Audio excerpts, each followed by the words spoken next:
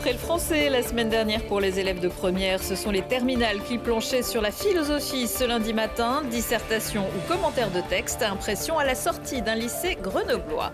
Énorme déception samedi soir au Stade des Alpes pour le club de rugby de Grenoble et ses supporters. Le leader du championnat de Pro D2 s'est incliné à l'issue de l'Access Match face à Perpignan de 2 petits points, 11-13. Et puis le meeting Perche des Alpes réunira notamment mercredi à Montbonneau Thibaut Collet, recordman de l'épreuve, et Emmanuel Caralis, médaillé au JO. Philippe Collet, président de la SPTT Grenoble-Grésivaudan et papa de champion, est l'invité de ce JT. Bonsoir à toutes et à tous, ravi de vous retrouver dans ce JT du lundi 16 juin 2025. Du lundi au vendredi à partir de 18h, l'essentiel de l'actualité du Grand Grenoble. C'est l'épreuve qui, traditionnellement, ouvre le bal du bac, la philosophie. L'épreuve qui avait lieu ce lundi matin concernait 14 441 lycéens en Isère, un peu plus de la moitié des candidats en filière générale. Le reste se répartissant à peu près à part égale entre technologique et professionnel. Parmi les sujets, un texte de John Rawls sur la justice ou encore « La vérité est-elle toujours convaincante ou bien sommes-nous toujours libres en toutes circonstances ?»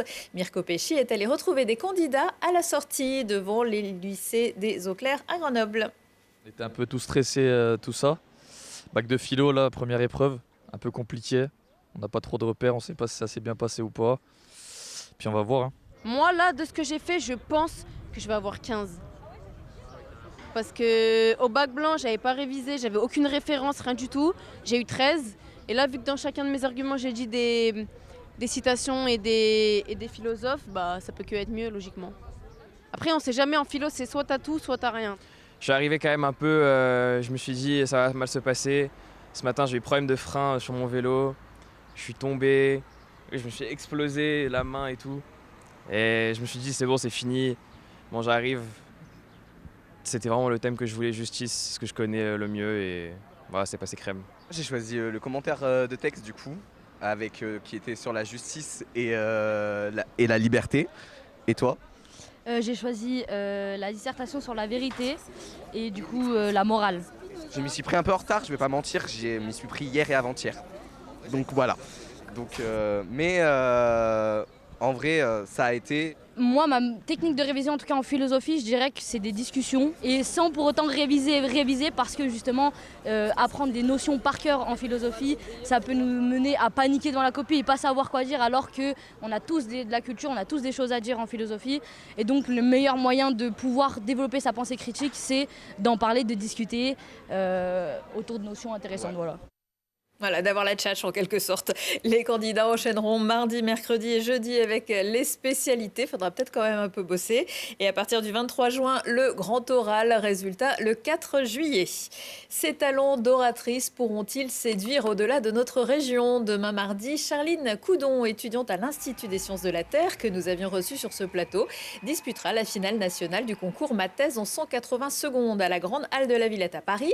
Lors de la finale académique de Grenoble en mars, la doctorante en géologie de l'UGA avait remporté le prix du jury, le prix du public, puis le prix des lycéens et celui de la région.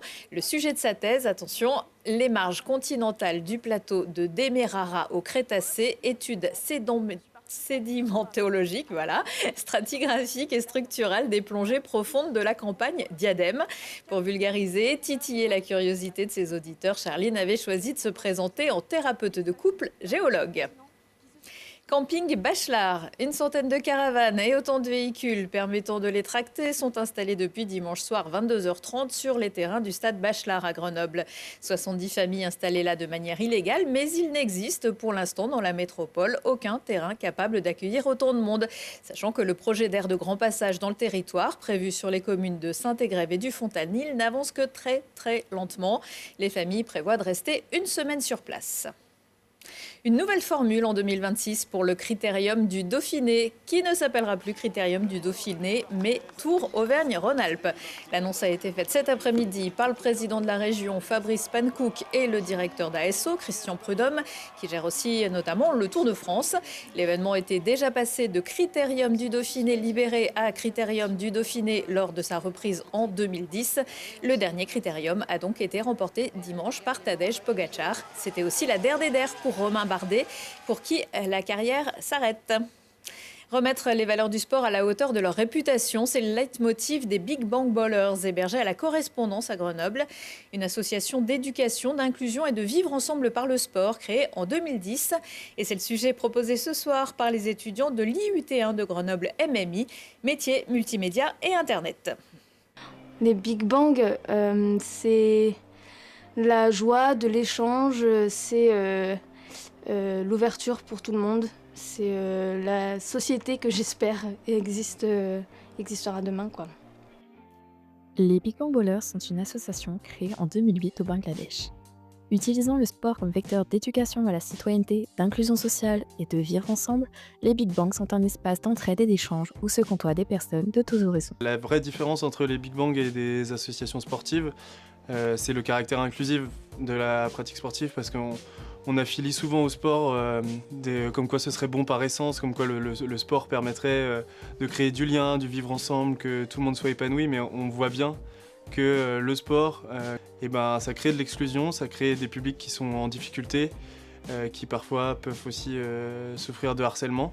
Et nous, dans la pratique sportive, on essaie vraiment que tous les publics soient à la même place et que tous les publics aient la même importance. On a vraiment mis en place le principe d'aller vers. Donc nous, on a ce principe, on dit, il suffit pas de dire qu'on accueille tout le monde, parce qu'en fait, les gens se censurent eux-mêmes et il y a plein de barrières pour accéder au sport.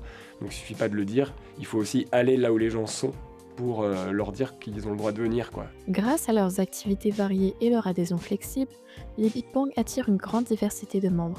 Parmi eux, Mahmoud, en situation d'exil, a trouvé soutien et joie au sein de l'association. Il est aujourd'hui un bénévole clé, rayonnant d'énergie et de sourire. Je réponds au nom de Diallo Amadou Mahmoudou, mais plus souvent on m'appelle Mahmoud. Je suis de nationalité guinéenne, je suis un demandeur d'asile. Je me suis inscrit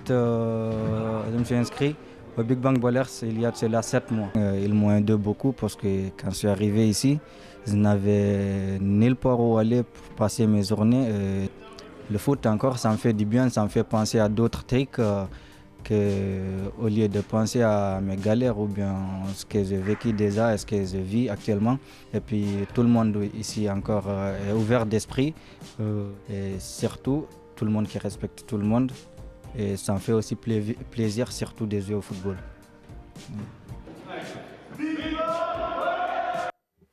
Les Big Bang Ballers proposent 20 activités par semaine du lundi au jeudi.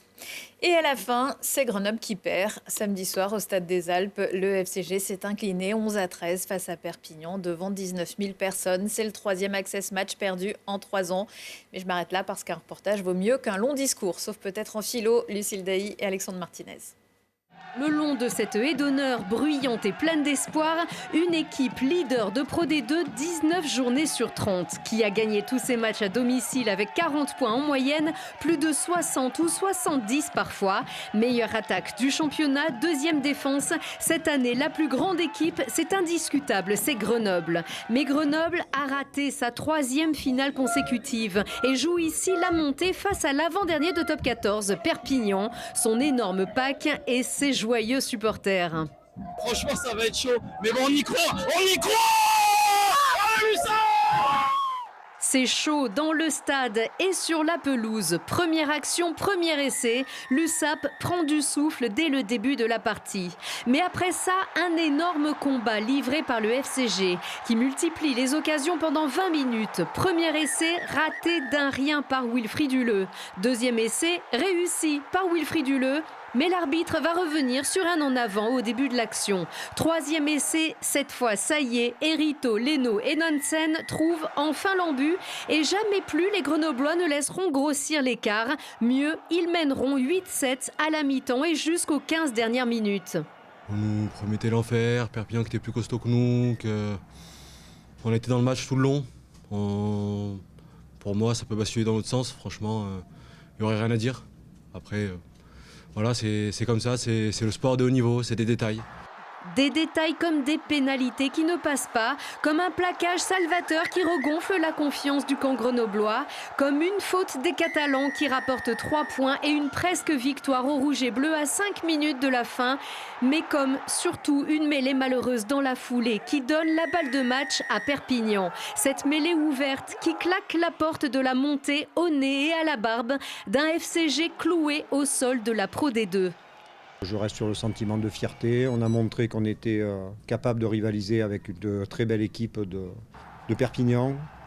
C'était vraiment serré. Mais je veux féliciter aussi Grenoble. Ils ont fait une saison incroyable. Dommage qu'ils n'ont pas gagné la semaine dernière. Et je pense que ça ne montre pas leur visage de toute la saison. J'espère que l'année prochaine, ils peuvent réenchaîner et arriver en top 14 encore. Encore faudra-t-il digérer, puis remobiliser, rectifier le tir, apprendre des échecs sur le fil, comme l'année passée, comme celle d'avant. Et même un peu plus. Donc, le FCG reprendra l'entraînement mi-juillet. Tutoyer les sommets grâce au meeting Perche des Alpes. Mercredi à partir de 18h15 au stade de Montbonneau-Saint-Martin. Une occasion rare de voir quelques-uns des meilleurs perchistes. Et en plus, c'est gratuit. Ajoutez à cela que Télé Grenoble diffuse l'événement. Philippe Collet, bonsoir. Bonsoir. Vous êtes le président de la SPTT Grenoble-Grésivaudan qui organise son 3e meeting Perche des Alpes qui va réunir une centaine de compétiteurs. Ce qui n'est pas vraiment un hasard puisque vous êtes aussi ancien perchiste de haut niveau. Vos fils Thibaut et Mathieu ont pris la relève. On les verra d'ailleurs à l'occasion lors de cette journée, mercredi. L'an dernier, à l'occasion de cet événement, Thibaut a battu d'1 centimètre votre record qui datait de 1990 en effaçant une barre à 5,95 m. Quel sentiment à ce moment-là? C'est toujours présent? Oui, c'est toujours présent. Ça a 1 an, donc c'est derrière nous. C'était une étape très très importante dans la carrière et la vie de Thibaut. C'était un de ses grands objectifs. Donc ça, c'est fait. Maintenant, voilà, maintenant il en a d'autres. Et en tout cas, ça montre que c'est une journée où on fait la fête aussi. Oui, record ou pas? Bien sûr, c'est la fête. Alors c'est un meeting qu'on organise maintenant depuis 3 ans parce qu'on a de très belles installations au niveau de la SPTT Grenoble-Grésivaudan sur le site de Montbonneau. C'est aussi la fête du club et de l'athlétisme à Grenoble. Alors même s'il n'y a qu'une épreuve de saut à la perche, on va faire sauter 80 perchistes. Hein. Ça va démarrer à 10h du matin. 2 concours à 10h, 2 concours à 12h30, 2 concours à 14h30. On a refusé plein de gamins. On est un mercredi, jour du brevet, jour du bac. Donc on aurait pu avoir 120 ou 130 jeunes perchistes de la région.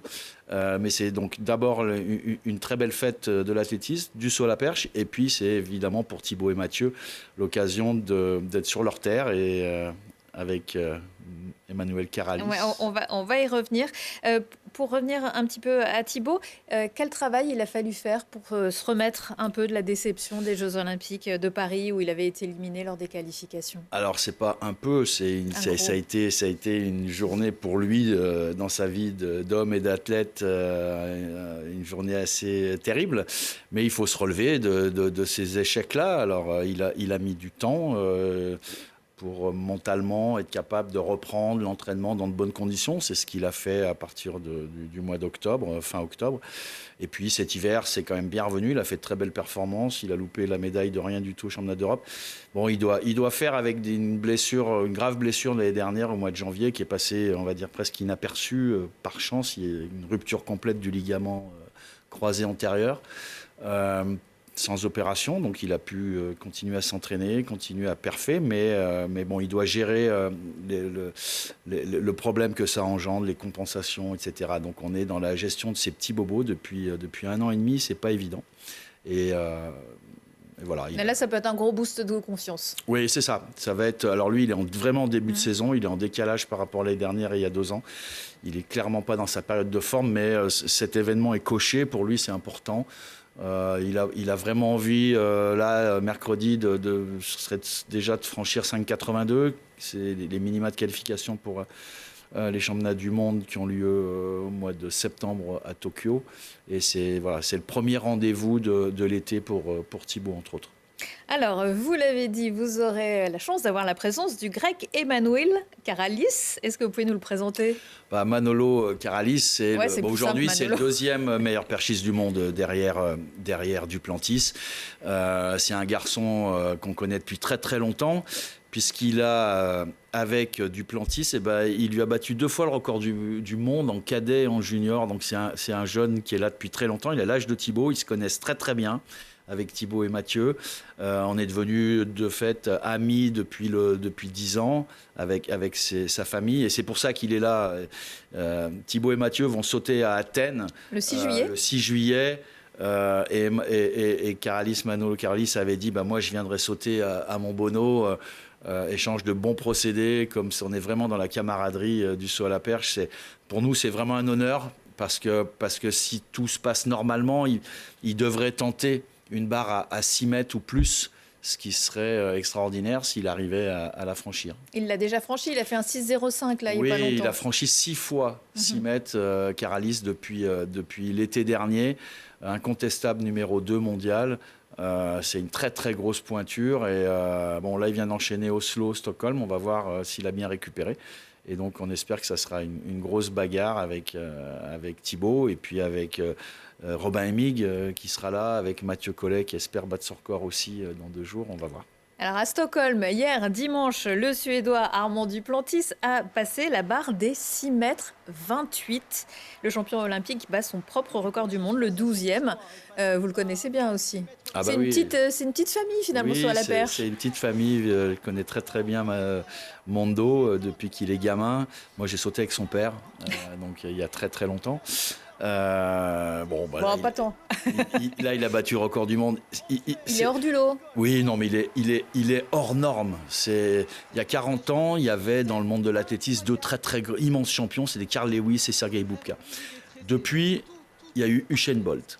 Et aujourd'hui, très clairement, la méga star de l'athlétisme s'appelle Mondo Duplantis.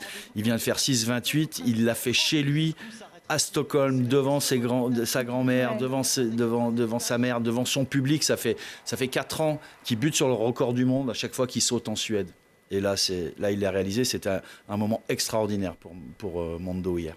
Est-ce qu'on pourra espérer le voir un jour au meeting des Alpes? C'est impossible. Dans le cadre d'une compétition comme on l'organise sur notre petit stade de Montbono, c'est inimaginable.